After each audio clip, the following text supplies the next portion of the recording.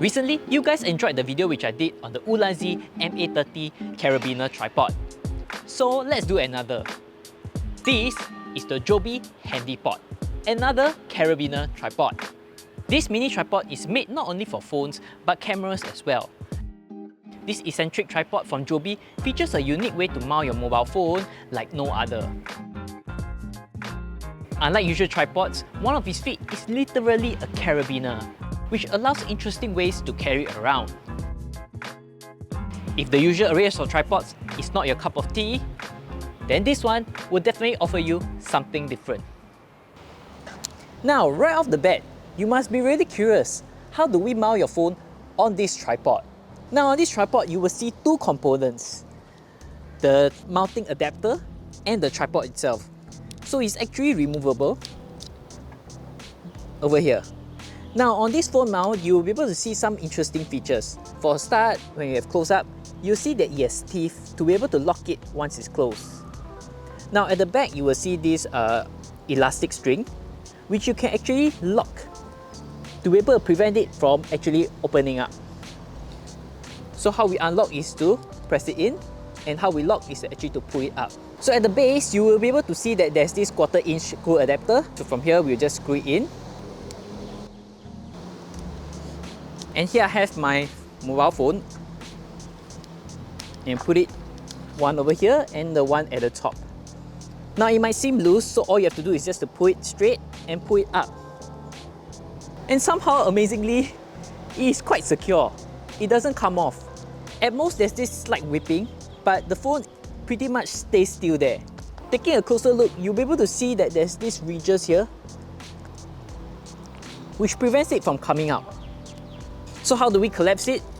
Just the same, we'll pull it downwards, and this whole thing becomes loose again, which we'll take it out, pull it back in, and lock it. Ta-da! Needless to say, it can obviously mount compact or smaller cameras. So let's start with the heavier one. So this is my usual A6400 with the kit lens.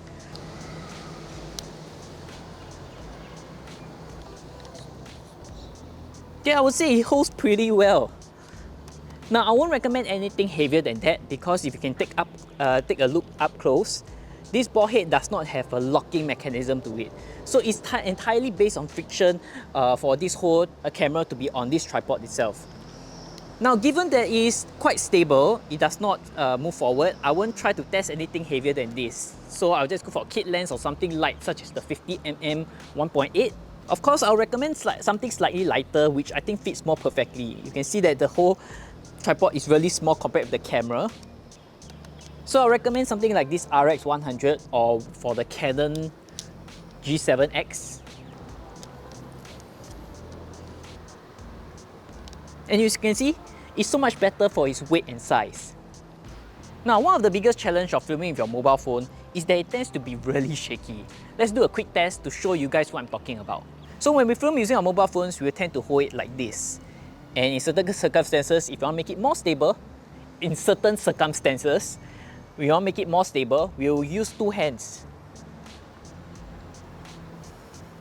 Okay, somehow it still looks a little bit shaky. What's good about the tripod is, over here, you can actually use it as a vlogging grip. Now, what do I mean?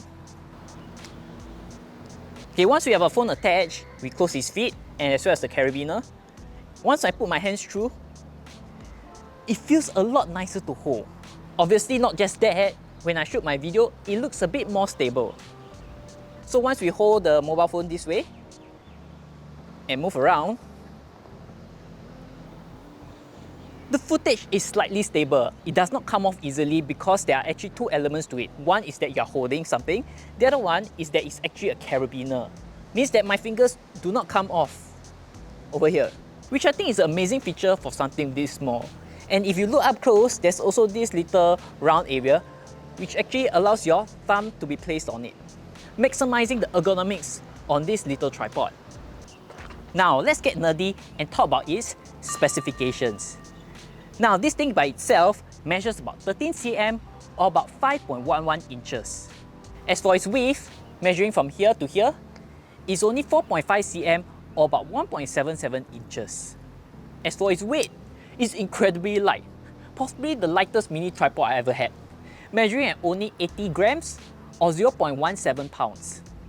To further emphasize on how small this thing is, here is my wallet with it side by side. Once we fold the top in, as you can see, it's incredibly thin and small. Now of course we need to talk about its material itself, so once we knock against it, you can hear the material is light, but it's not made of the cheaper and hollow stuff.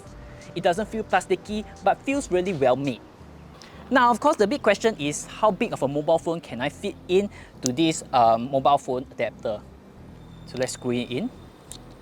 Once it's fully extended, you can hold phone's width from 64mm all the way up to about 98mm, with a thickness of about 11mm. When we talk about the 11mm, we're talking about the phone's thickness. We're talking about this portion over here. So if your phone's casing tends to be a bit thick, I would definitely recommend for you to remove it. If not, it won't be able to fit at its base. At its base over here. Other than that, I think most phones would do okay for this phone mount. Now let's talk about its price. How much is this Joby HandyPod? It only comes in at 22 USD. In some locations, you have the option of getting the red, which somehow is slightly a buck or two cheaper. In my case, the red one in Singapore costs only 26 USD. Now before you decide to spend your $20 on getting one of these, let me lay down some simple pros and cons. Starting with the cons is that the feet is not adjustable. You can only open and close it. There's no middle increments to it. This point also leads us to point number 2, which is its ball head. Now the ball head itself, you can see, is purely friction based. So you have to use some force to be able to push it down, which fits in nicely to this part which I was earlier talking about. So once you push it down, you can see it takes quite a bit of force to push it downwards. But with that said, in the long term, if you were to use it many times, I can't be sure if this will come loose.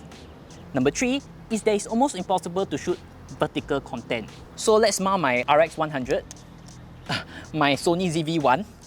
So if I were to shoot vertical content, you will see that I have to force it all the way down over here. And this is the lowest it can go. The size of this Sony ZV-1 is really very small, even compared to mobile phones. So if it can't do it for a simple compact camera like this, it won't be able to do for mobile phones. So if you're shooting vertical content most of the time, I would say you will have to rule this tripod out. With the negative side of the way, let's move on to its pros. Obviously, the biggest pro is that it's extremely portable. You can hook onto anywhere. So here I have is my Manfrotto backpack. You can hook up to here, or even here. So transporting this is incredibly easy and convenient. The second pro is obviously its grip. So once we put our hands through, like I said, it's really comfortable and nice to grip. Number 3 is that it obviously can use for both mobile phones and compact cameras with this included phone mount. Compared with the Ulanzi tripods that I've recently reviewed, they are all very mobile phone specific. Whereas this, you can actually use it for your compact cameras and for your mobile phones. Which I think is perfect, especially for all those who bring out your mobile phone and cameras to shoot content at the same time. Let's conclude. Who do I think this Joby HandyPod is for? If you're one who likes to shoot long-form content on both your phone as well as on your compact camera, this is it. The profile is small, with the Carabiner design, you can hook anywhere, especially onto your bags. The other group of people would be the ones who like to keep things light and convenient. It's also so light and small that you hardly notice the weight or the shape of the tripod. Overall, for the price and quality, it's impossible to complain. It's featherweight, functional, and ultimately interesting and fun to use. Unless your setup is always huge with different accessories, there's no reason not to invest in getting one. So, what do you guys think? Are you impressed with this tripod? Personally, I really am. And for the record, Joby did not send me this to review. And if you know Joby products, they are usually $50 and above. So for this to come at only $30 with the amount of functions that it comes with, I think it's quite a steal. If you're going to get one, let me know down in the comments below. If not, see you guys in the next video.